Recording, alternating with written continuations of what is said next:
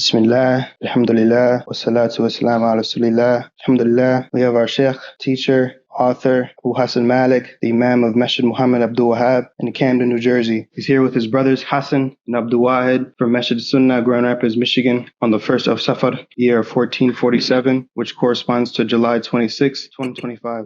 We'd like to thank him again for taking the time out of his schedule to chat with us about his newest publication, The Soul's Account, with a commentary of various noble scholars of the Hadiths of al-Bara, ibn Azib, and Anas ibn Malik. So we gathered some discussion points from the book to discuss with you, inshallah. When preparing to write a book like this, how do you go about your research to ensure that you don't miss any relevant narrations or ayat that provide important context on the topic? In other words, how do you ensure that the reader gets a holistic view of the topic and surrounding issues? Alhamdulillah, wassalatu wassalam ala rasulillahi amma ba'd.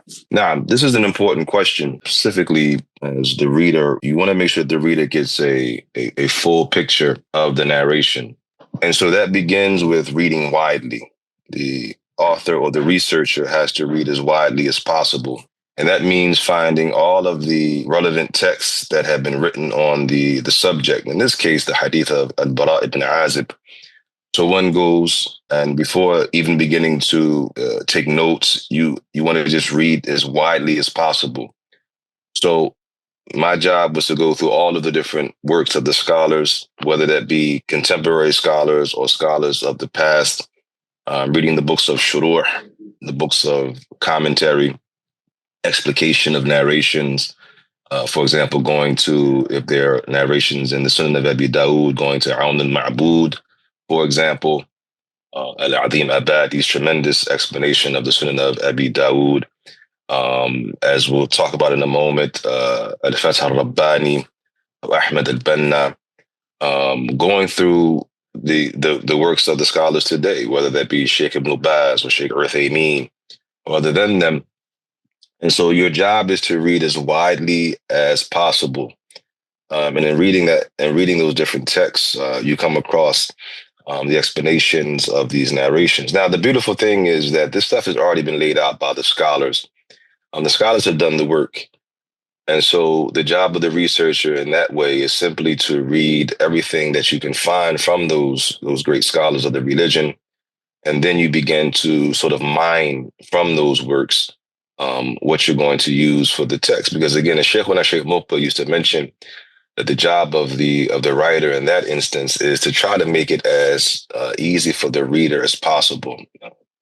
You want the book to be approachable, right? And so some of the stuff is very detailed, very intricate. And so your job is to try to take that and again, mine from that, those benefits that you can bring to a reader that will make it easy for them. So that's sort of the job of the writer, and that's how you make sure that you have a holistic approach. You read as widely as possible everything that you can from the great scholars of the religion, and that includes the books of tafsir. There's an ayah that is connected to the topic or the subject, and you go through the tafsir, and not just one. You have to go through at-Tabari, you go through al-Qurtubi, you go through Ibn Kathir, you go through al-Baghawi, as-Sa'di, Ibn Uthaymeen's tafsir of the Quran. So you're going through all of these different works and you're reading and you're comparing. Sometimes you'll notice similarities. So you may find, for example, that at-Tabari and al-Qurtubi quote similar narrations to explain the ayah. You may find that Shaykh Uthaymeen makes a similar point to Sa'di. And so you know that if you have that kind of repetition, that there is something important there. So those are the kind of things, again, that you want to note. That repetition shows, again, that there's a sort of focus on that matter. And so you take that and you, again, use that later on when you intend to begin to compile the benefits from the narration. So again, alhamdulillah, we have a great thanks that is due to the scholars of this religion who went through the work of gathering these statements and gathering all of these different points of benefit. And now that the researcher's job is now to read through as much of that as possible. Now, in the question, is there a particular science that one can sort of learn? Well, there is the science of al-Bahth, right? Al-Bahth, of course, is research, right? The idea of research, which is a lesson that we actually learned. I initially learned Bahth in Egypt before even going to Damaj. from some of the Mashaykh there in Egypt. And one of the things that we used to have to do as young students of Hadith is our teacher, for example, would give us a narration, just give us the narration. That's it, the metin, the wording. And your job after that was to find the isnad, the chain of narration. You'd have to go and find the chain of narration. Then you'd have to look up all of the different narrators in the chain, check their credibility, their biographies. Then after that, you have to make sure, of course, that the chain of narration is connected, that there are no hidden weaknesses. You go through all of the different conditions of an authentic narration. If you find after that that the narration is authentic, right, then of course now you have to make sure that there are not, the isnad, I should say, is authentic. Now you have to make sure it's not shadh, it's not contradictory, and some of these other things. And so that was our job. We used to have to do research and find those narrations. So that taught us how to look through books and find information. After you would finish your research on the narration, then the Shaykh would give you Shaykh al-Albani's book, and you would have to compare what you did with what Shaykh al-Albani did. So that was kind of a way, it was a way to teach us the practical application of researching and finding narrations. Now, Shaykh Mukbil, when I got to Damaj, he taught me another aspect of this. And one of the benefits of being in Damaj is that we would walk with Shaykh Mukbil, and I mentioned this many times over the years, we would walk with him after the Bukhari class, which was after Salat al-Asr. And that was an opportunity for us to read things that we were working on with the Shaykh. And so, for example, at one point I was doing sort of a collection of the chains and explanations of the hadith that Allah has 99 names, that narration. And I would read it on the Shaykh, and you would read the research, and you would read what you had gathered and collected. And the Shaykh would actually give you comments, and he would advise you to do certain things or take out certain things. So that was a lesson for me, and also how to conduct research as well. Well, one of the things the Shaykh taught us, again, that was very beneficial in that affair of bahth, of research, is he would say, for example, if you have a topic or a subject and you don't know where to find a narration, let's say you're writing about Hajj, right? You know you have the topic of Hajj. So the first place you look, you go to the books that are structured and organized upon ahkam, upon the Islamic and these sciences of jurisprudence. And so you go to a Bukhari in Kitab al-Hajj. So now you start with Kitab al-Hajj, the book of Hajj, for example. You go to Muslim, you go to Abu Dawud. So you go to the books of the Sunnah, of Hadith, that are collected, as we said, upon ahkam, jurisprudence, and you begin to look in those relevant chapters and books that are connected to Hajj or marriage or whatever it may be. And then you're able to find those kinds of things. And so that was a lesson that we learned from our Shaykh. That was the beginning of how to find information, even if you don't have a narration, for example. You know the topic and the subject, and you know the books that collect those narrations, and then you can go to those. And you'll find not only, like, for example, in Bukhari, not only, of course, a hadith, but in the chapter headings, you'll find ayat as well sometimes. And so these are all the kind of benefits that you learn over the years of researching. Another benefit that I learned in doing the research for the biography of Shaykh Abdullah al-Qar'awi, rahimahullah ta'ala, he had a technique, a very beautiful technique that he would use. And again, these are lessons in how to research. He would have the students bring out the different books of hadith and fiqh. So one group of students would have Bukhari with them, for example. Another group of students would have Muslim with them. Another group of students would have al-Majmu' or al-Mughni, these different books of fiqh with them, right? And what they would do is the Shaykh would have one of the students read a hadith. And then he would say to the other students, now, let's say it was in Bukhari. The first student read the hadith from Bukhari. He would say to the students who had Sahih Muslim with them, can you find that narration in Sahih Muslim? Is that narration found in Sahih Muslim? Then he would go to the students who had Abu Dawud with him. Can you find that narration in Abu Dawud? And so forth and so on. And then he would go to the students who had the books of fiqh. Can you find that in that particular book? And so in that way now they're going about and they're looking through these different works, trying to find similar narration. And again, this shows you and teaches you how to conduct research.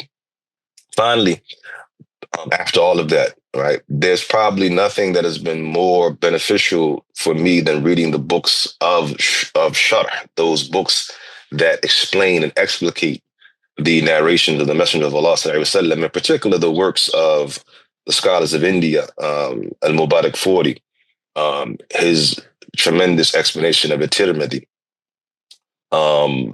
As I mentioned earlier, al-Ma'bud, of course, by al-Adim Abadi.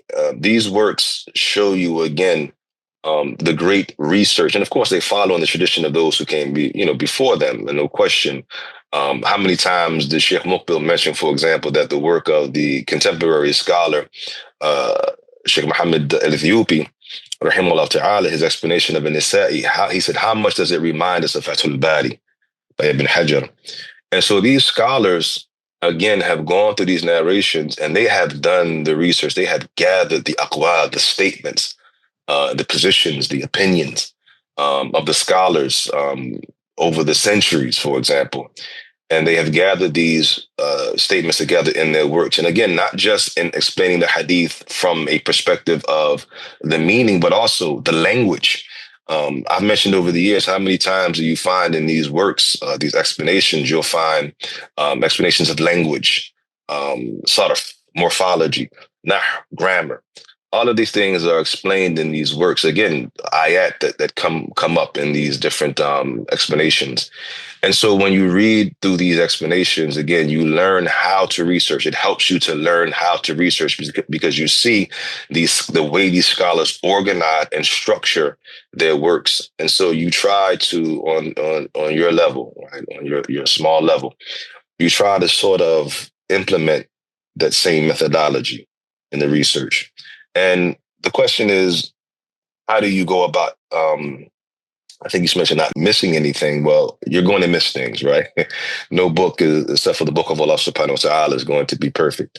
And so you're going to miss things, and that's where your brothers come in. And that's why we give our works to our companions, to our colleagues, our peers, if possible to our mashaykh, to have them look at them, and to critique them and give us advice and give us suggestions. How many times have I given one of my books to one of my brothers, and they've looked at it and said, this would be nice if you added such and such.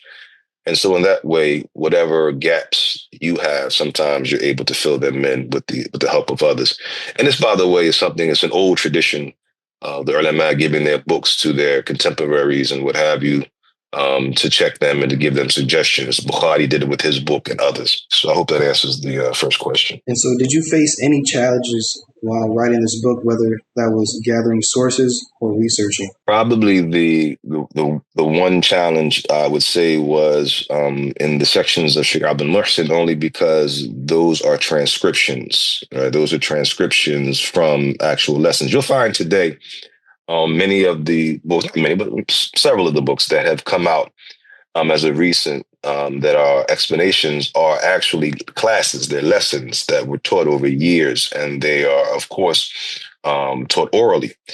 And so they're transcribed. Now, of course, we know that the spoken word is different from the written word, right? In so many ways, in tone, in style, and what have you. And so it's important to make sure that you can sort of bring that spoken word into a written form, a written text. And so I had to go back and double check all of those recordings to make sure that the transcriptions were accurate. And again, tonally, when translating into English, you have to try to make it, again, as smooth as possible. And so that becomes a bit of a challenge, again, just taking something that is, again, taken from the spoken word to the written word. So I would say that for me, that perhaps was the biggest challenge. And in any work, right, that's probably one of the biggest challenges when you have to take something from the spoken word and turn it into the written word. Were there any points in your research into the biographies of al-Bara ibn Azib or Anas ibn Malik that really moved you or left you in awe? Well, always, when you're reading, of course, the biographies of the noble companions, you're always moved. I mean, recently we started a series because of how important it is to learn the biographies of the companions. And again, this goes back to the works of the scholars. If you look in the shuruh, the explanations, I just mentioned Sheikh Muhammad al-Ethiopi, rahimahullah ta'ala, the great Ethiopian scholar. You look in his explanation of an-Nisa'i or his explanation of Muslim, And you'll see always he brings the chain of narration, and he brings the biographies of the scholars in those chains. And that helps you to better understand something about the narration. Shaykh al-Albani said um, that the narrator of a hadith has more knowledge of the fiqh of that hadith than others because he's the one who actually heard it, right? And so in bringing their biographies, it does help to make a connection to the narration. So, of course, it's important for us, and I go back to the series we started with the biographical sketches of the Noble Companions. The point of that is to familiarize the English reader as much as possible with those companions. And so I wanted to make sure, again, in following the tradition of the scholars, to bring the biographies of the companions that narrate these two narrations that we're discussing in the book. As for anything that was surprising, of course, I mean, anytime you read, again, the biographies of the companions, you learn something new, or you learn or benefit something different every time. In this particular instance, I thought what was interesting to me was when you look at Dhahabi, where I took these biographies from, Sir Alam and Nubala, and you look at how many narrations have been collected in the different works of hadith from each companion, for example.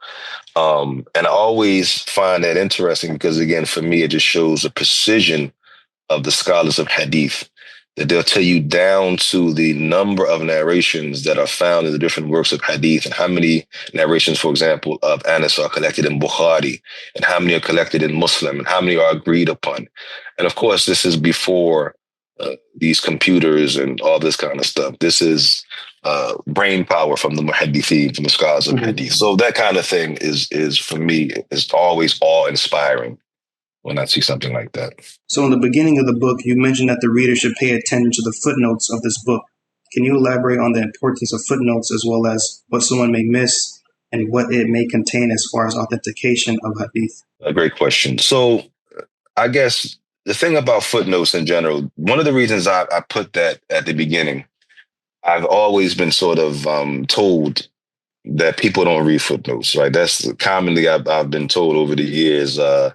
People don't read the footnotes; they kind of skip around, and sometimes a writer will make a decision about footnotes. So, for example, when we did the biography of Shaykh Abdullah al-Qar'awi, I decided to go with endnotes.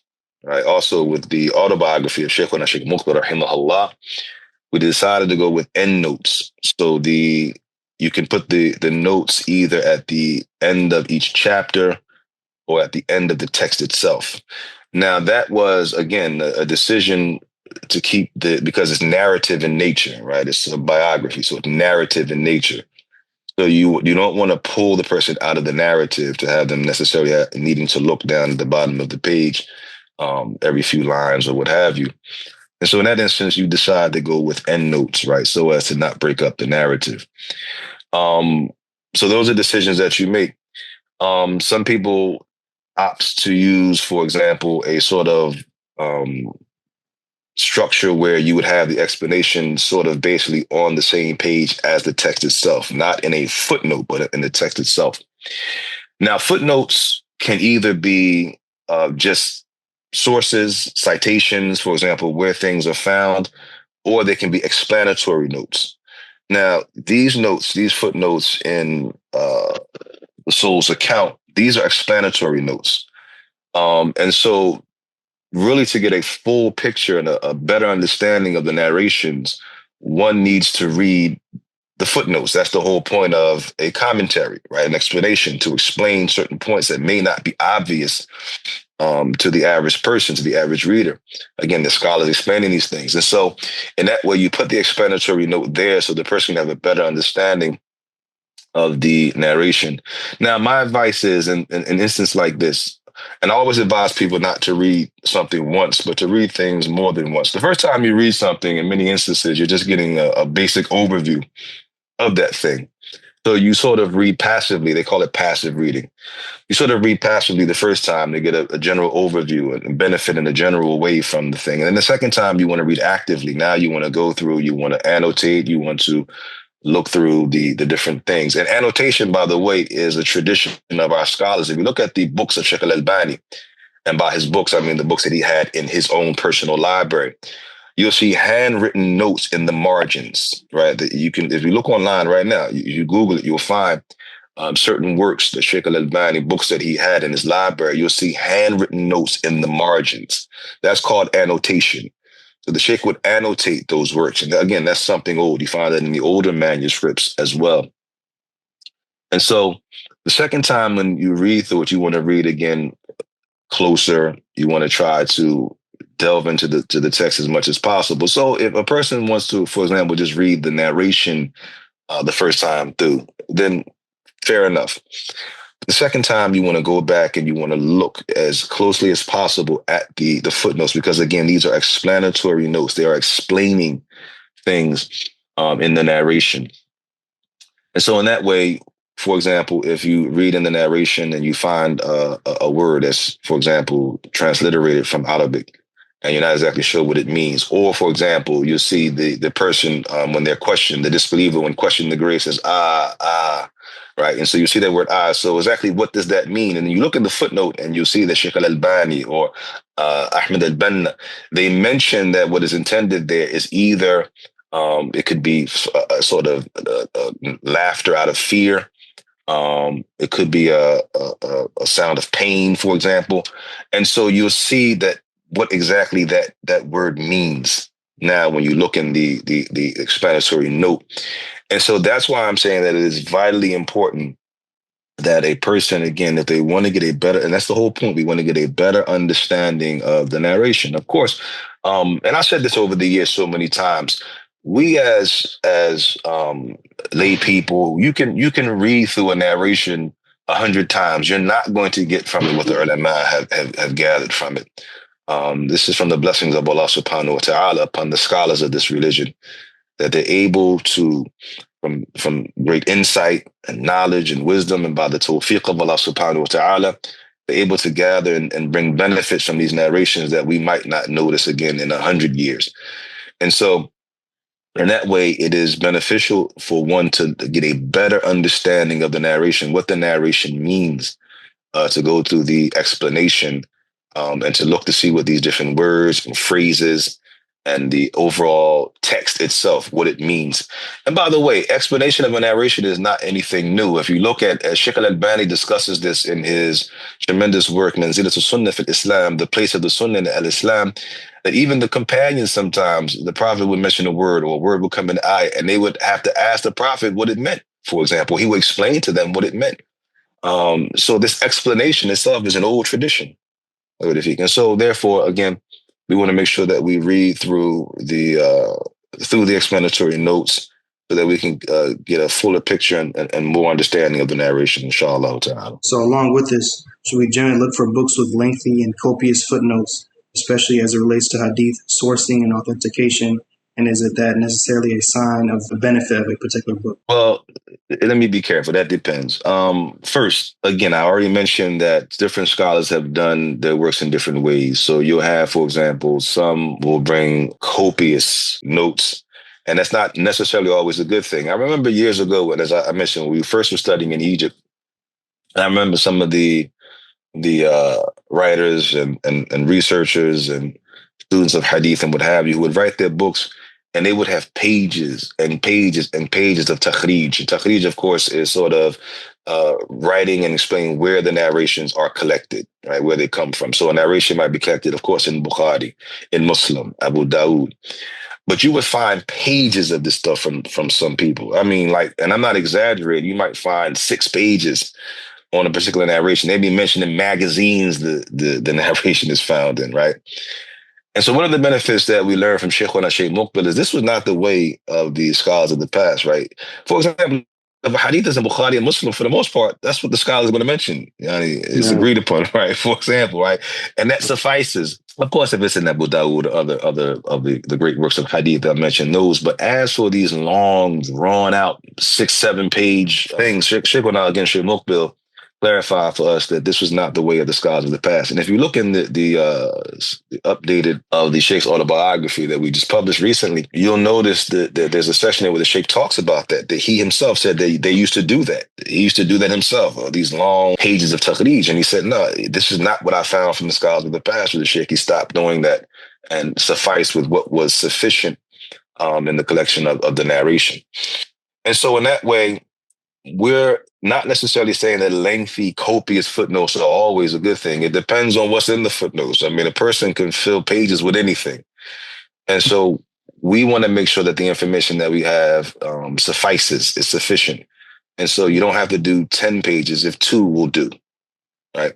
And so, again, it all goes back to the work itself. And of course, it goes back to the scholar and what is needed in any particular thing. Some things do need greater explanation than other things, for example. And so in that way, you'll find that some pages may have more footnotes or endnotes than others. Again, it depends on the scope of the work. And so, again, it goes back to the writer, the author, and the scope of the work. But in general, we look at the likes of Shaykh al-Albani, the great scholar of Hadith of this era, and you look at his takhrij and the likes of this. And Shaykh Nasser, again, he does just what's needed. So it's not overkill or overboard. He gives you what is needed to clarify these narrations. And when you look at, for example, his Silsila as-Sahiha, some of the narrations, as I mentioned, you'll find maybe a half a page. And some you'll find maybe 2 pages, for example. So it depends on the narration and what's needed to clarify the point. But I guess the main thing I want to sort of clarify here is that one should not go overboard.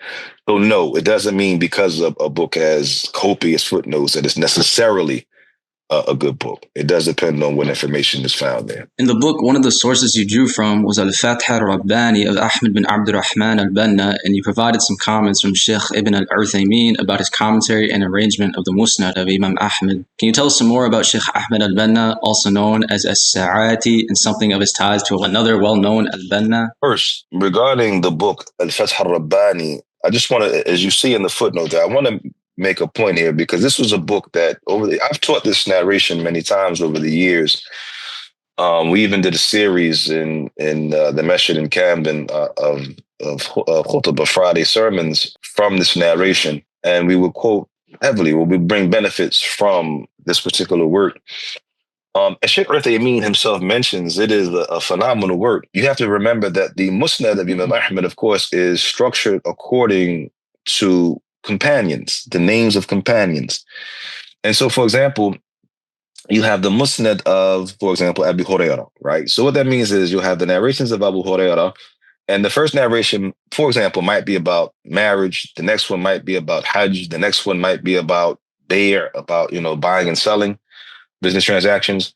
And so you'll have those narrations. So now the average reader, right? The average reader who's not a student of knowledge, who's not a person of knowledge, would not be able to necessarily find a narration that they would need. Remember, I talked earlier about Shaykh Muqbil giving us that technique that if you're looking for something on the subject of Hajj, you would go to where? Kitab al-Hajj, right? In Bukhari, for example, and that's the place where you could start to look.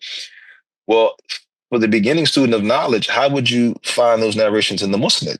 Right? Where would you go? Right? I mean, of course, the narration is narrated by Abu Hurairah, for example. That's a starting point, right? But there are a lot of narrations in the Musnad, right? And so there's a lot to sift through. And so what Ahmed al-Banna did with this book, first and foremost, is he did a tartib of it, right? So he took it from that structure of a Musnad, and then he turns it into a book where it's organized according to ahkam, any rulings, for example. So now he has that section on, for example, Hajj, throw it out there, or Salat, prayer. And so now, even if it's from the Musnad of Abu Hurairah or the Musnad of Anas, now he takes it and he puts it under those chapter headings according to jurisprudence. And as Shaykh al-Uthaymin mentioned, he starts with Tawheed, for example, until the end of that. And so that is a great khidmah. That is a great service to the Musnad, and it makes it so much easier upon the researcher who now wants to find the narrations in the Musnad. Along with the tartib, though, he also did an explanation or commentary on those narrations.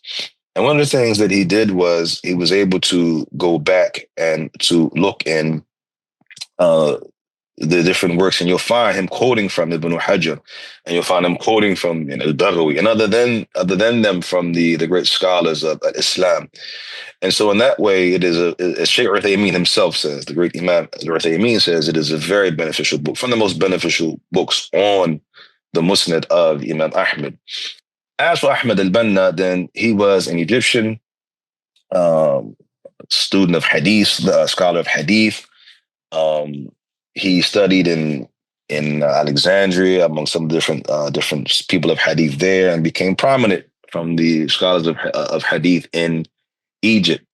He was known as As-Sa'ati because he fixed watches.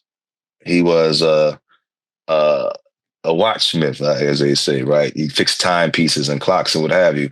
And I'm sure you know someone else from the scholars who also fixed watches, right? نعم. Who was that? Al-Albani rahimahullah. Shaykh al-Albani rahimahullah. Naam. And so he, Ahmad al-Banna, also was As-Sa'ati. That's what As-Sa'ati comes from As-Sa'a, right? Watches. So he was a watchsmith. And so that's one of the ways that, of course, he would make his living, right? He made his living through the fixing of watches.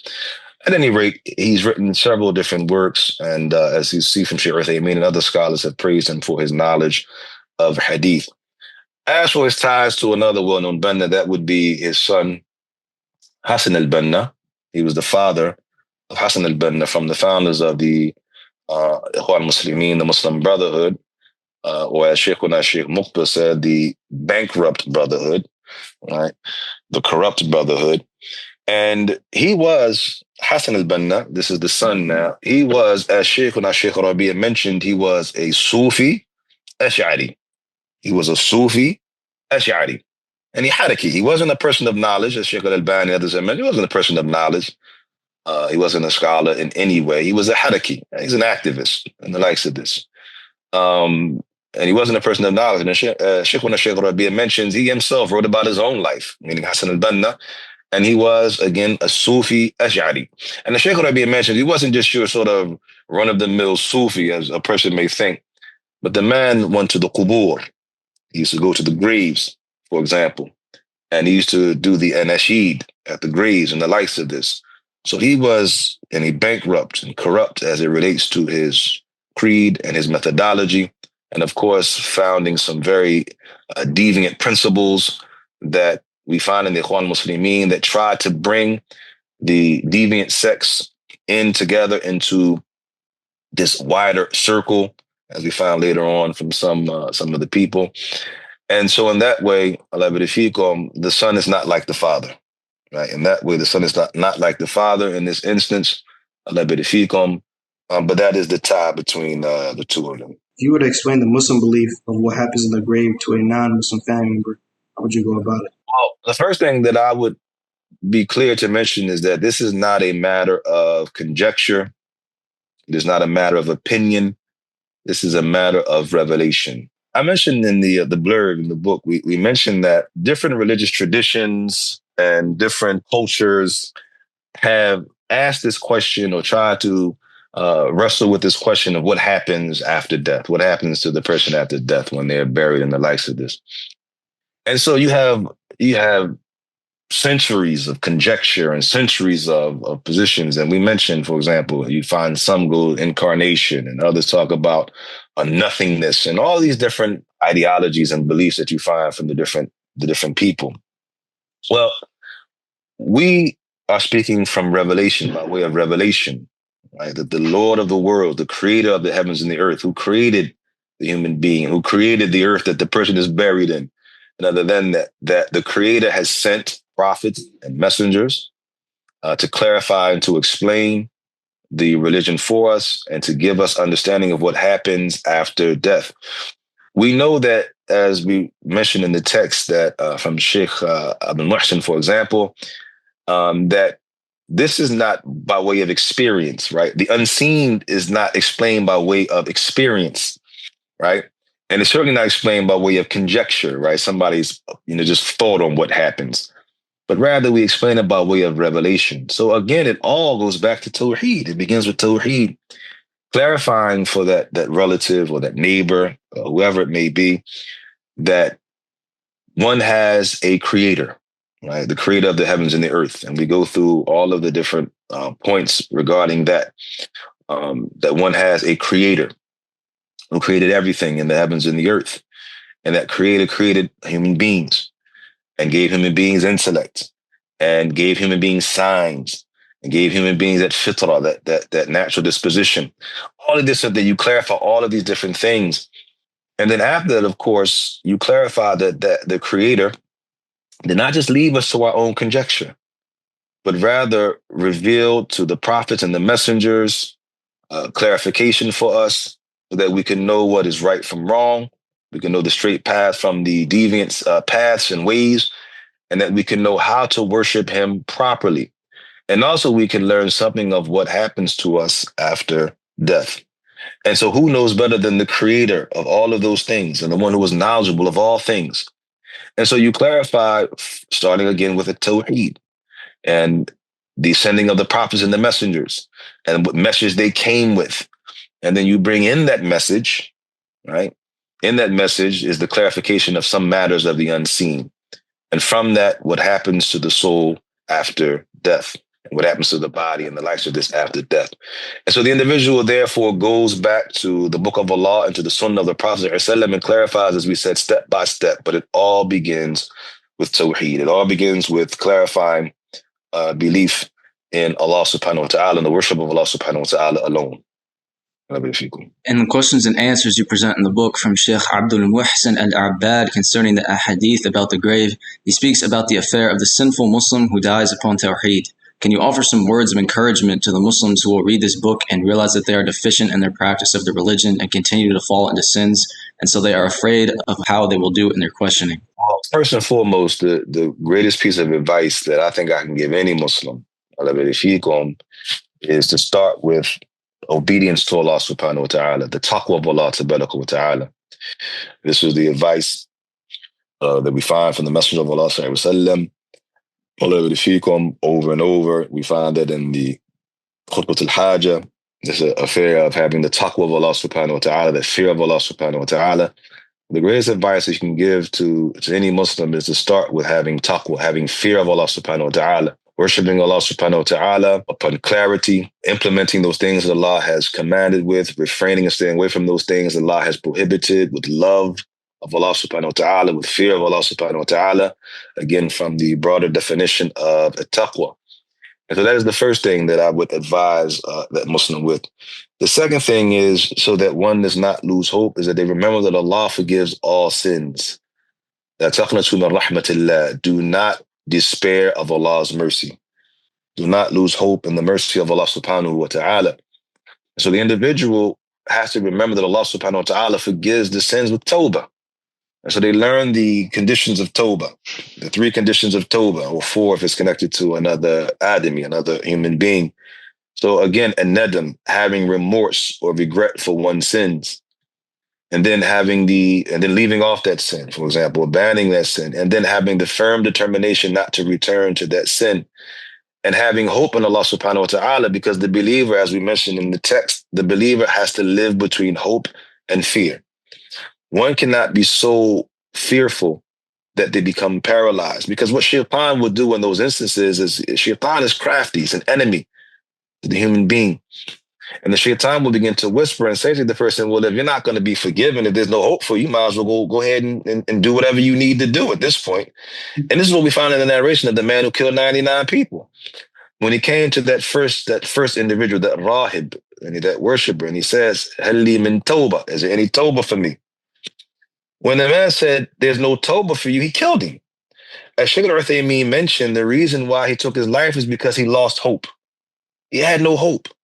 And therefore, because he had no hope, then why not just go ahead in the same path that I've already been in? So he went ahead and he continued to commit these grave acts. So he killed that person, but he again had that remorse from those conditions of tawbah. He was remorseful. He wanted to correct his affairs. So he again sought the most knowledgeable person in the earth, or from the most knowledgeable people in the earth.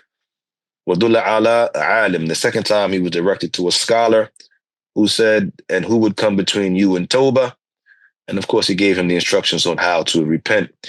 And so we want to give people hope. We want to give people hope. So we want to say to them that the Muslim who repents to Allah subhanahu wa ta'ala, man tab Allah alayhi, whoever repents, Allah forgives him. And so we want to be those who give hope to the people and remind them of the tawbah, the seeking forgiveness and repenting to Allah subhanahu wa ta'ala. And hopefully that will be that which Allah subhanahu wa ta'ala will remove that sin from them and benefit them. Now, as for the affair of Tawheed, then we know that Tawheed is from those affairs that expiate sins. We find that, for example, in Kitab al-Tawheed from the great scholar Shaykh Muhammad Ibn Abdul-Wahhab, rahimahullah ta'ala. And so the Muwahhid, has a tremendous benefit, a tremendous affair that Tawheed is from that which expiates sins. And we know that the person of Tawheed, even if he dies upon sins, and even if he is punished, something in the grave or even something in the fire, that he will eventually be pulled out and cleansed and be from those who will be entered into paradise because of that affair of Tawheed. And this is what we believe as Ahlul Sunnah wal Jama'ah.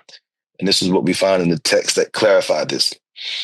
As for the importance, of course, of learning these things, then these are the things that will help them to have more confidence as it relates to the answering of their questions. And the person, if they're really concerned, if they have concerns about answering questions correctly and properly, then first let them have the taqwa of Allah subhanahu wa ta'ala. Let them fear Allah subhanahu wa ta'ala. Because Allah mentions in the Quran that He will give a firm word, the firm word, right? The firm word to those who believe. And so therefore, let them first start with their strengthening of their belief. Let them start with strengthening their faith, their religion, and striving to obey Allah subhanahu wa ta'ala, as this will aid them bi'idhnillahi ta'ala in something of confidence, inshallah ta'ala. And also let them study from the different works that will aid them in answering these questions properly. And from those works, of course, as I believe we'll get to momentarily, the three fundamental principles of that noble scholar that we just alluded to, just mentioned, Shaykh Muhammad Ibn Abdul-Wahhab, rahimahullah ta'ala. So this is important for them in the study of the Quran, of course, first and foremost, in the Sunnah of the Messenger of Allah, sallallahu alayhi wasallam, and studying, of course, the great works of the scholars of the religion in creed, in tawheed, in belief. And these are from the things that will be, idhnillahi ta'ala, help to strengthen them. And hopefully, as we said, that they will get that firm word from Allah subhanahu wa ta'ala. What advice do you have for those who feel that since they know how to answer the questions of the grave, they can remain neglectful of their religion and not give importance to things like learning the correct belief, studying the Quran with Sunnah, and maintaining companionship with the people of the Sunnah? And that amazes me that a person would think that they are so versed and so knowledgeable that they are not in need of continuing to study. Even the great scholars, and I've mentioned this on several occasions, you find them, for example, repeatedly teaching al-usul al-thalatha, for example, the three fundamental principles. So I've said this, I've told this story on several occasions, but I think it's beneficial to mention it here. Years back, and this is going back years, when we were visiting Shaykhuna Shaykh Rabi', rahimahullah ta'ala, in Mecca. And we spent the night at the Shaykh's house. And I remember the next morning when we were leaving out, notice as I was leaving out of the door, there were a bunch of boxes piled up at the entrance. And I was just kind of staring at them, just looking at them. It was a lot of boxes. I didn't know if they were books or what have you. And the Shaykh was behind me. The Shaykh said, "Take one." Like just like that, take one. I didn't know what was in them. So I'm being humble. Jazakallah khair, Shaykh, you know what I mean? So she said, la, take one. So we opened it up. And I discovered that it was a box full of cassette tapes for you young brothers. I don't know if you remember cassette tapes. Before But there were these things called cassette tapes that you used to play audio. And there were, hundreds, and I'm not exaggerating, literally hundreds of cassette tapes from Shaykh Muhammad Aman al-Jami, rahimahullah ta'ala, different explanations of works, whether it be Wasitiyya of Ibn Taymiyyah, or whether it be Tadmuriyya of Ibn Taymiyyah, Hamawiyya, all of these different works. And then I noticed, and this was later on, of course, I noticed the tapes then, but later on when I got it home and I began to really pull them out and look at them, I noticed that there was a set of the three fundamental principles, and it had at the bottom al-Medina, and then I saw another set and I saw Mecca. at the bottom. So, of course, the first thing that I realized, the Sheikh taught this twice. He taught it in Mecca and he taught it in Medina. Now, again, what that shows me is, of course, the focus that the Sheikh he placed on this book because of the importance of the book. And so the individual, for example, who makes this claim, again, I find it utterly fascinating. A person would think that they were so knowledgeable of something that they don't need to refresh their knowledge. There's a beautiful story. Shaykh Salih al-Shaykh, Fidahullah Ta'ala, tells this story of the great scholar Muhammad Ibn Abdul-Wahhab, rahimahullah ta'ala, and I've translated this and mentioned it over the years, that after teaching Kitab al-Tawheed to his students, they had finished the book, and the question was, what were they going to work on next? What was the next book that they were going to take? So there was some back and forth between the Sheikh and the students. Some were saying they want to do this, some they want to do that. But the Sheikh said, let's go back through Kitab al-Tawheed again. And so the students like, no, Sheikh, we know Tawheed. We know Tawheed. Let's move on to something else. And so as the days passed, the Sheikh said, well, let me reflect on, let me think about it. So as the days passed, word had come that there was a family and that there was some heinous act that had happened. This was word that had come, some heinous act that had taken place in the family. The way the story came the first time is that the man had committed an incestuous act, incest, some kind of incestuous act with his mother, right? And of course, the students recoiled at such a heinous crime and sin. And so the Sheikh sent an emissary from the students to find out what was going on so they could get to the bottom of it and deal with the situation appropriately. So some days had passed and the students had come and they had noticed the Sheikh's sort of demeanor that day, and they asked him, well, whatever happened with that situation with the with the emissary and that family? And the Sheikh said, no. It wasn't that he committed an incestuous act. Rather, when the family moved into a new home, what actually happened was they had sacrificed an animal, and they had poured the blood over the threshold of the house, over the door of the house, as a means of warding off the jinn and evil spirits. So the Sheikh, he noticed the first time when the word was that it was the man that committed an act with his mother, everybody recoiled and almost fell on the ground, basically, from what they had heard. But when they heard the second time, it was just kind of regular. Oh, okay, well, that's what happened. There wasn't the same kind of, they weren't as appalled, right, the second time as they were the first time. And the Sheikh says, subhanAllah, this is shirk. The second instance is a matter of shirk, the gravest and the greatest of all sins. And you didn't recoil when you heard that the way you did when you heard about the incest, which of course is a heinous sin, but it's not as bad as shirk, right? And so that's when the Sheikh says, so now we're going to go back and do Kitab al-Tawheed again. And Sheikh Salih al-Shaykh, he mentioned that this is from the greatest tricks of shaitan, that a person can get so comfortable as to say, well, I know Tawheed, I'm all right. And so, Allah the individual continues to study and to learn. Look at the Quran and how Allah subhanahu wa ta'ala repeats verses. How many times we find, for example, in Juz Amma, how many of those chapters at the end are dealing with issues of creed and belief and matters of the afterlife? And other than that, how many? And so repeating those different verses, or sort of the same sort of content of those verses, in that way, we see the importance of repeating something and learning something over and over again. And this is even in the Sunnah itself. The Prophet ﷺ would repeat things 3 times, for example, and as Shaykh Al-Uthaymin and others have mentioned, that repetition is to show the importance of something and to also make it more memorable. And so we should be a people who not only study something once, but twice, but 3 times, and keep trying to go back and revising our knowledge so as that we are clear in that which we have learned, and it becomes almost like second-hand nature, as they say to us. If someone is feeling lackadaisical in their worship or in striving against their nafs because they believe the decree of Allah is already written, so why try? Or they adopt a YOLO, you only live once mindset and live in disobedience, how can we give da'wah to someone thinking this way? You touched on this briefly in the introduction of the book. Can you elaborate more on this weak mindset? First and foremost, this idea that you only live once, that we need to get rid of that position first and foremost. That the idea that you only live once, that is a denial of the afterlife. That is a denial of the afterlife. Shaykh Al-Uthaymin, rahimahullah ta'ala, has a tremendous, this is in the explanation of the 40 hadith of al-Nawawi. What they mean, he mentions, and he talks about some common phrases that you hear from people. And these are things that are common on the tongues of the people, but in reality, their statements, they could be even statements of kufr and disbelief sometimes, but they're just statements that people just say, and they don't really think twice about it. And one of the statements that the Sheikh actually mentioned was this: when someone dies and they're buried, people say they're going to their final resting place. Their final resting place. That's incorrect. Right? We know that after death there is the resurrection, so that's not the final resting place. The bodies will be brought out from the graves, as we know in the belief of Ahl-Sunnah wal-Jama'ah.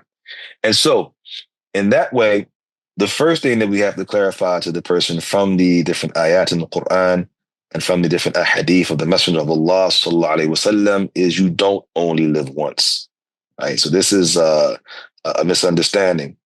The person is going to be judged according to what they did in this life, and they will be either rewarded for what they did of good or repaid, and there will be a recompense for what they did of evil.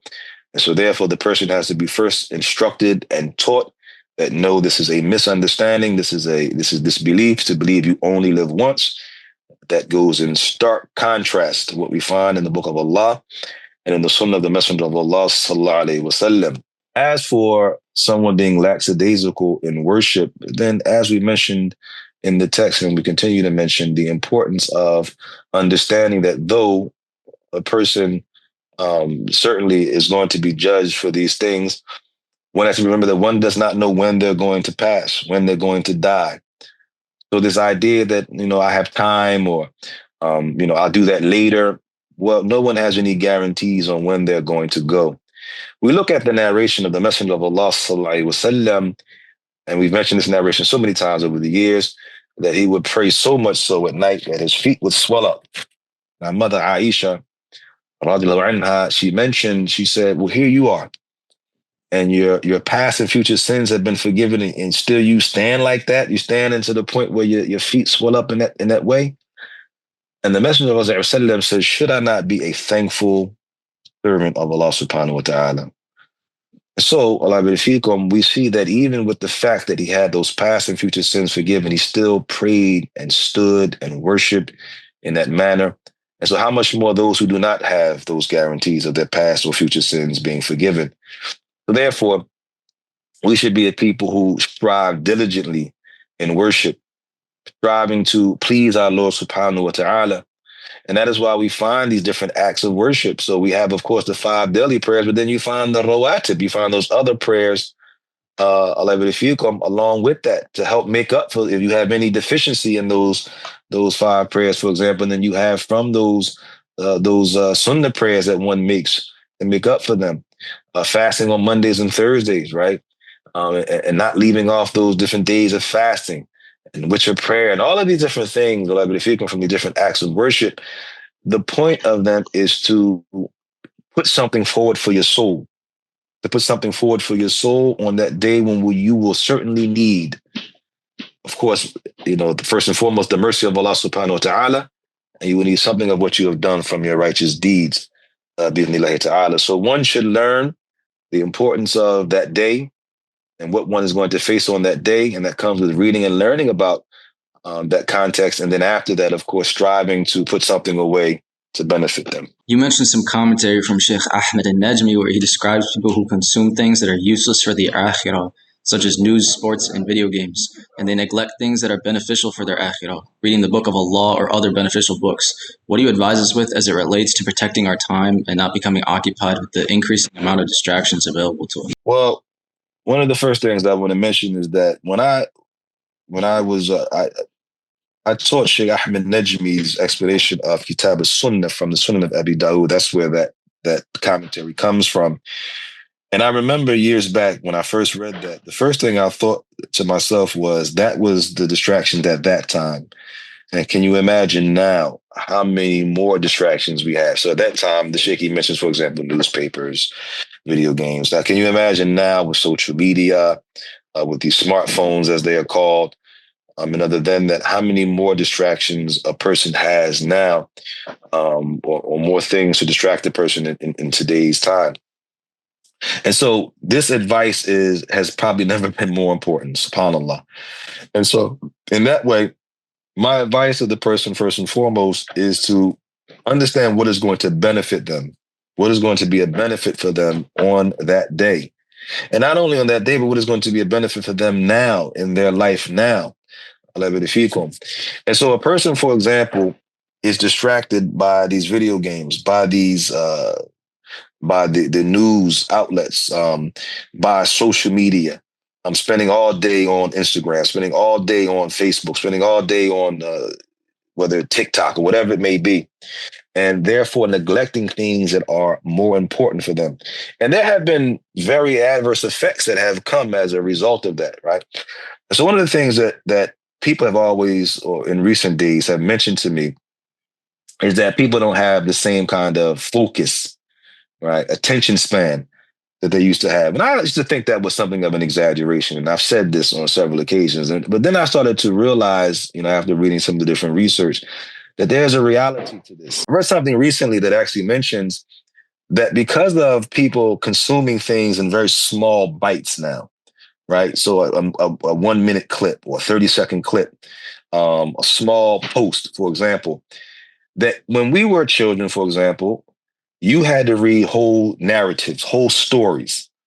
And what that would do is it would actually help you connect things, beginning, middle, and end. And that helped with that, of course, your brain and your thinking and your memorization and all those kinds of things. So now when you're only focused on very small bites of things, hundreds and maybe thousands of small bites of things, that rewires the way you sort of think and the way the brain sort of functions and looks at things. And so there is a great adverse effect to that. Now, I learned that before I even read that research because Shaykh Abdul-Muhsin, Hafidhahullah Ta'ala, I read something from Shaykh Abdul-Muhsin some time ago where he talked about putting down these cell phones, right, and not spending all day on them. He did mention, of course, that there can be benefit to those things. Of course, as always, there's some benefit to them. And if the person uses them for benefit, then that's one thing. But as for what we see of people being consumed by these devices and consumed by what we find on these devices, and I would even use the word addicted to these cell phones and what we find on these cell phones, and that is the opposite of that. Shaykh Muqtar, rahimahullah ta'ala, he mentioned that this was something that he saw when he was in the university. He noticed that you had students that would be consumed with newspapers. All they want to do was sit around reading newspapers. So he said, no, we were consumed and concerned with at-Tirmidhi. So he said, while they were sitting around reading the newspaper all day long, we were consumed with Jami' at-Tirmidhi. And Mu'adh will remember this years ago when I visited them in Toronto, and this is going back some years. And Mu'adh can remind me, I'm bad with those dates sometimes, but I want to say this had to be around 2000. And we went to a library, and it was a very nice library. It was a library that had, it was 2000.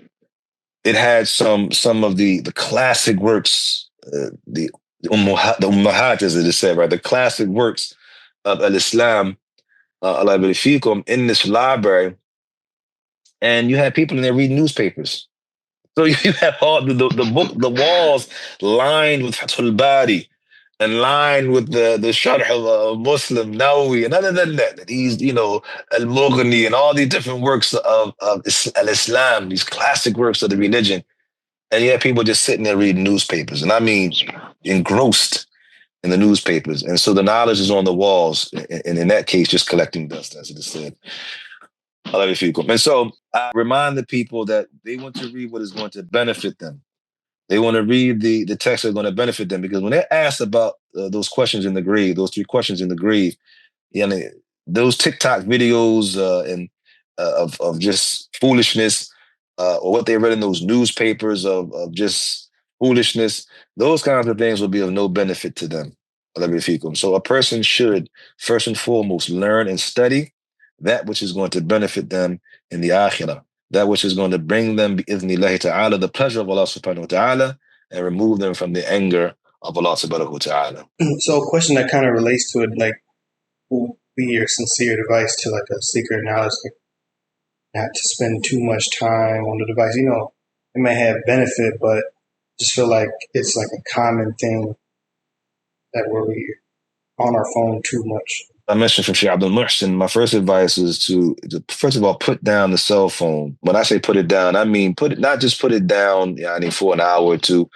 You want to spend some time with, with family, for example, being present in the moment. And, of course, we know that one of the times when one is not wasting family, for example, the husband, is when he is spending time with his wife. I have seen instances where people will be with their families and father at the table on the cell phone, mother at the table on the cell phone, children at the table on the cell phone. And it's like they're sitting together at a table, but they're not actually together, right? And I can remember a time that, growing up, that we had dinner with the family, and you couldn't bring anything to the table. You couldn't bring a book, for example, to the table. And it'd be strange for a person to bring a book to the dinner table.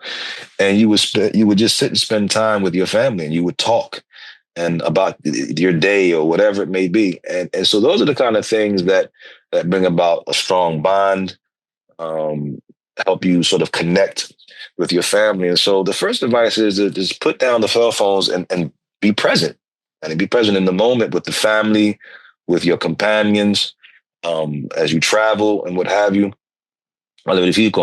Also, as we said, take some time to study from actual books. I've talked about this over the years that, again, research has been done that has shown that learning from an actual book actually fires more parts of the mind, of the brain, than one who consumes information through a screen, right? As Shaykh Abdul-Muhsin also mentioned, and we know that those screens also affect one's eyesight. Shaykh Abdul-Muhsin mentions this, and this is a reality. These are things that are true.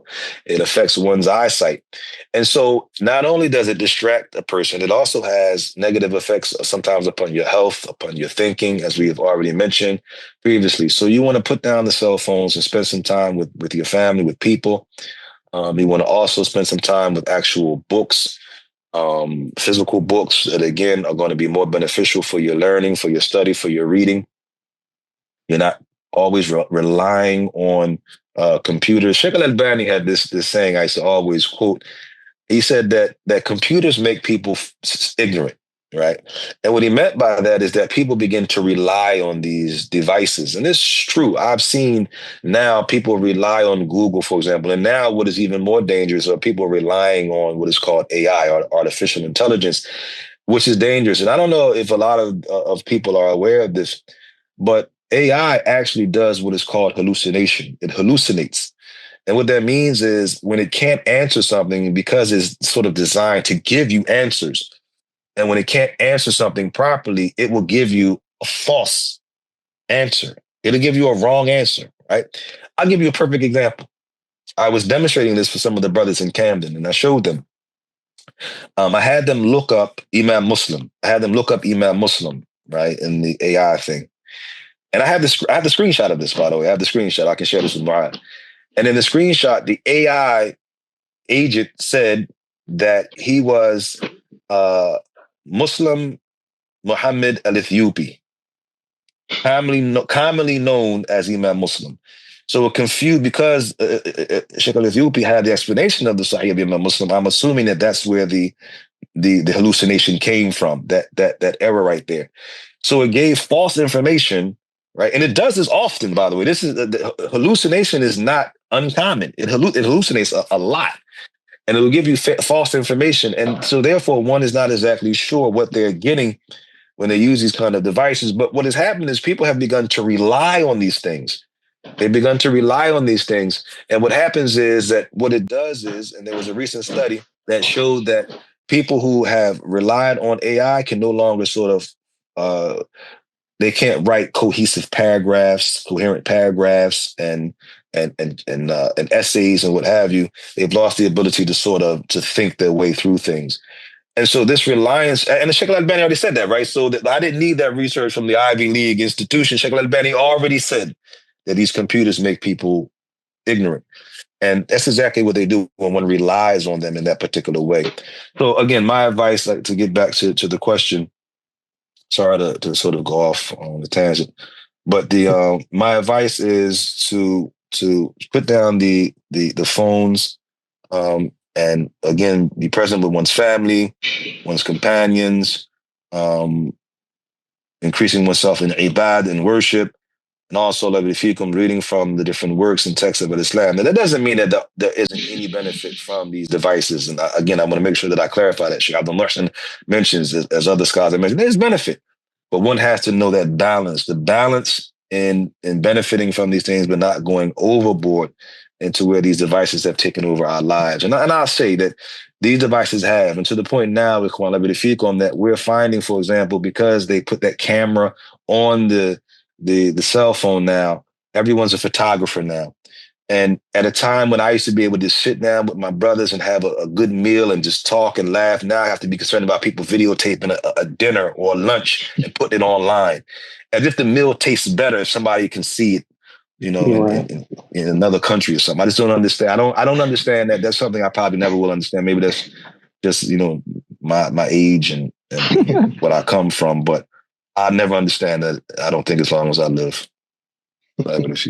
What advice would you give to those who reject the unseen and only believe in what they can physically observe, especially when this mindset is dangerous, and considering the punishment of the grave is supported by numerous clear evidences from the Quran and Sunnah? First and foremost, I mean, and this, you find this from the likes of Elijah Muhammad and the Nation of Islam and other sects, other groups that deny the resurrection and deny life after death. Well, this is not new, right? Allah deals with this in the Quran. Allah deals with this in the book of Allah subhanahu wa ta'ala, right? As I mentioned earlier, from Juz Amma in particular, you find many of those chapters that deal with the resurrection. And the reason for that is because the disbelievers, the Quraysh and the pagans and the likes of them said that after we're dead, we become dust and bones. You tell them we come back to life, right? And so that is not a new mentality, right? That is not a new mentality, right? That is not a new belief. So therefore, my advice, first and foremost, is to remind them again, as we mentioned earlier, to read the revelation that has been revealed, to read the Quran, to read the Sunnah, again, that Allah revealed to the Messenger of Allah, sallallahu alaihi wasallam, to clarify these things and to explain for us. It's not a matter of conjecture. So this person imagines that they're going to die and that's going to be the end of it, right? But where did that belief come from? That is a matter of conjecture. That's what you believe, right? That's what you think, because you see the body decompose and turn to dust. But Allah, the creator of those bones, Allah, the creator of dust or whatever it may be in the earth, he said that after the person dies, that they are going to be resurrected again. So therefore, we clarify to them from the Quran. We take it back again. First and foremost, we start with the Tawheed of Allah subhanahu wa ta'ala, the creator of all things. And then we go to his word, that which he revealed, to the Quran and to the authentic Sunnah of the Messenger of Allah sallallahu alaihi wasallam. And we clarify that this is the reality of what is going to happen. And as I said to you earlier from Shaykh Abdul, that these matters of the unseen are not matters of experience, not about what somebody experienced. It is a matter of being informed. And this is something that I mentioned in we published a book recently called Forsaking Faith, about those individuals who apostate, they leave al-Islam. And one of the things that we mentioned in there, one of the reasons that people apostate, they leave Islam, is because of this idea that they can't accept the unseen. They can't accept that this is what is going to happen, for example, as we said, in the afterlife or whatever it may be, because they argue that no one has died and come back. Well, first of all, we mentioned that there are actual verses in the Quran where Allah subhanahu wa ta'ala mentions those that he calls to die and brought back. So that in and of itself is incorrect. But secondly, as we mentioned from Shaykh Abdul, and we quote from other scholars, that this is not a matter of experience, meaning what a person has experienced. Just because you haven't experienced it doesn't mean that it's not a reality. Allah, the creator of the heavens and the earth and the creator of the human being, has clarified for us that these things are going to take place. And therefore, we instruct the person and we teach the person that this is what the creator of the heavens and the earth has said, and this is how he has clarified and explained it. and we show them that from the Quran and from the Sunnah, and bi'idhnillahi ta'ala, we hope to Allah subhanahu wa ta'ala that they will be guided aright. What about the followers of Hizb al-Tahrir and others who claim that ahad narrations like the Hadith of al-Bara bin Azib cannot amount to iman and certainty in matters of aqidah, like the affairs of the grave, and that only mutawatir ahadith will bring certainty in that? Is this the position of the scholars of the Sunnah past and present? And can you also explain what these terms mean and who this group is? Certainly no, that is not the position of the scholars of al-Islam, of Ahl al-Sunnah and Ahl al-Hadith. The ahad narration, of course, is a narration that has a single narrator in the chain of narration. The mutawatir is a narration that has been narrated by so many people, so many different narrators, and to the point where it creates what is called al-yaqeen, meaning that it has certainty, right? And so you have so many narrators, no way that they could have conspired to lie. There's just so many of them, right? There's so many narrators in that regard. But the narration, the ahad narration, whether it is in creed, and we mentioned this in the text from Shaykh al-Albani, who did great work on the subject, by the way, in refuting the likes of al-Tahrir and other than them who come to this position. Shaykh Nasser did great work on this, that the ahad narrations, of course, we have many of them in the affairs of creed, and the chains of narration are authentic. And the Shaykh al-Albani mentions, first of all, who said that there has to be several narrators or many narrators? Who said that? The condition of an authentic narration is clear. A trustworthy, precise narrator on a trustworthy, precise narrator. And to the end of that chain of narration that has no hidden weaknesses and no contradictions. And so therefore, in the very foundation of that, we find that now we have an example from the Sunnah that refutes them. We have an example from the Sunnah itself that refutes them. And the scholars of Islam, from them, Shaykh al-Albani and others, have mentioned this. When the Messenger of Allah ﷺ sent Mu'adh bin Jabal to Yemen, it mentions in the narration that he said that the first thing you teach them, and yuwahid Allah, and yuwahid Allah. And of course, we know that that word that's the verb is wahada yuwahidu, from the verb of tawheed. That's where the word tawheed comes from. So the first thing you teach them is that they have to yuwahid Allah. They have to single out Allah subhanahu wa ta'ala for worship. Now, is that not a matter of creed? Is it not a matter of belief? Teaching the person the affairs of tawheed and instructing them to take those affairs of tawheed with them? Was Mu'adh not a single individual in that instance, that he was taking that information from the Messenger of Allah ﷺ to those people in Yemen, for example? And so that right there in the Sunnah itself, is an example of an ahad narration. The Mu'adh ibn Jabal taking that information from the Prophet ﷺ himself alone to the people of Yemen, and they accepted that from him. And so that is an example in the Sunnah. And the Shaykh al-Albani, he mentioned, rahimahullah ta'ala, as for the seeker of truth, one evidence suffices. But as for the people of evil who hope for or seek after confusion and the likes of this, 1,000 wouldn't be enough. In the Hadith of al-Bara bin Azib, after the disbeliever answers the three questions with, "I do not know," a caller from the heavens announces he has lied. Does this mean that everyone who was punished in the grave knew the truth but rejected it? That's what is mentioned by the scholars. So if you read in the text, it mentions that these are people who knew, the information came to them, the information reached them, and they rejected. Now, this rejection is either outward rejection, and the outwardly, you can see their rejection, or it could be a person who feigns belief, and inwardly they disbelieve, they reject. And that's where we find the person who says, "I heard the people saying it, so I said it." Right? "I heard the people saying this thing, so I said it." Right? But they didn't believe it. And then you have the people who reject it. So they say, la adri, I don't know. But they're lying because they did know. And this is what Shaykh Abdul-Muhsin and some of the other scholars, they mentioned that the information did indeed reach them. Shaykh Ahmed Najmi also mentions this in his explanation. The information did indeed reach them. And they did indeed hear it.